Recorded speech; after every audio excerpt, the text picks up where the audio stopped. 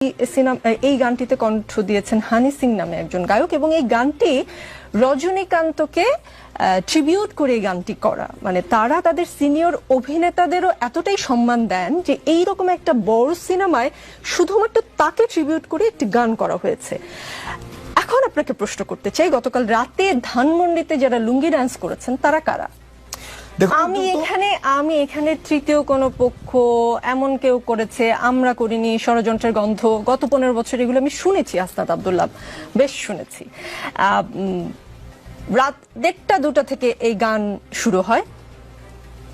আমাদের সংবাদকর্মী ছিলেন সেখানে 2-3 ঘন্টা বা তারও বেশি সময় ধরে চলে। এতক্ষণ পর্যন্ত আপনাদের কানে খবরটি যায়নি এবং আপনারা এসে সেটা থামানোর চেষ্টা করেননি। এইটা কি আসলে আমাকে বিশ্বাস করতে বলেন?